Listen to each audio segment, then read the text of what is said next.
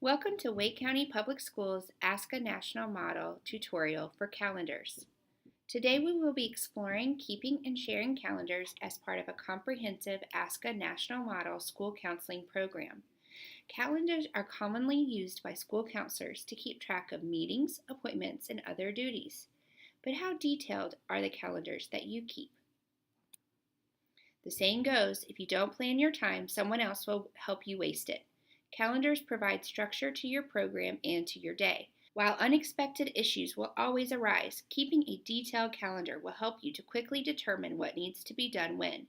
When looking back at your calendar, you want to be able to see where you used your time and whether it was the most effective way to spend that time.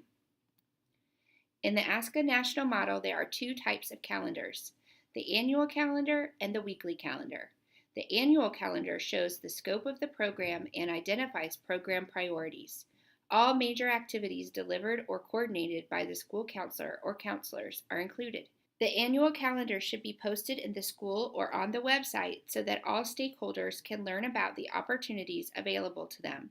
The weekly calendar shows planned activities and then documents other responsive activities as they occur.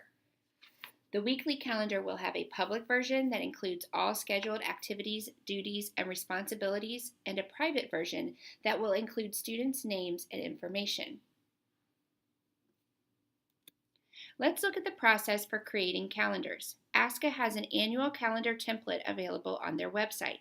This template is not required for RAMP submission.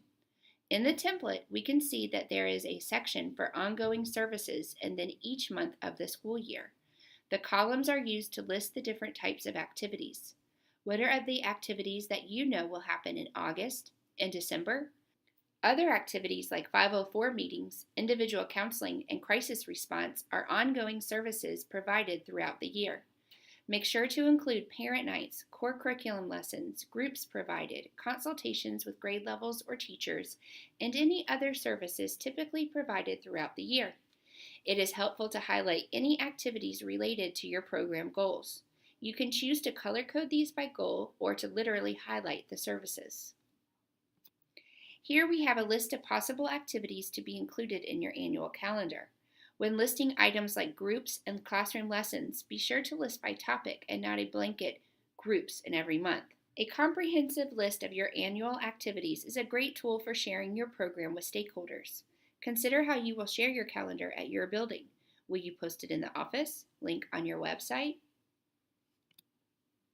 Let's look at the process for the weekly calendar. The weekly calendar shared in the National Model process is intended to be a snapshot of the typical week in the fall and spring semesters. For ASCA National Model recognition, you turn in only 2 weekly calendars per counselor. However, keeping a detailed calendar is a best practice for all counselors. When you plan your time, check in on your use of time, and hold your time accountable for productivity, you create space in your day. When thinking about your calendar, it's best to think of each section of the day as an appointment. ASCA's use of time template has the day broken down into 15-minute increments. You may also decide that 30 minutes works best for you. In our example, we see an actual calendar from a middle school counselor. At the beginning of the week, the counselor knows that they have their daily duties, groups, planning tasks, parent meetings, and school-based meetings. It looks like the counselor has a lot of, quote, free time. However, we know that the counselor will be busy during each of these more open blocks. As the week goes on, the counselor fills in their individual counseling, consultations, and discussions with parents. As you can see, their calendar quickly becomes full. In this public version of the calendar, the students' names are omitted, but the grade level and topic are included so that stakeholders can get an idea of what types of work the counselor is doing. In the counselor's personal calendar, they would note the student's name as a record of their time with that student. To make the calendar easier to read, ASCA requires that weekly calendars are color-coded by category. In our example, the counselor provided the key for color coding and the percentage of time spent in each category at the bottom of her calendar. An even better option is to create a pie chart showing your use of time. This pie chart can be copied and pasted to informational materials about your program or put on your website. To create a pie graph, type the categories of time and their percentages in 2 columns. Highlight the cells and click on the pie chart button found in the Insert tab.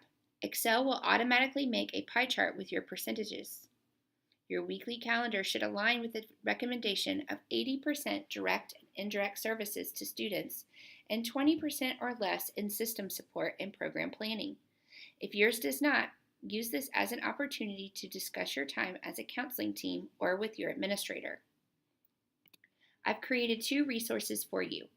In the Counselor Use of Time template, I have set up a file to calculate your percentages of time and to create a graph. In the Calendar template, I have created a simple calendar to show how you use your time. These are linked in the video notes and resources. Thank you for joining us today. As always, if you have any questions, please contact me.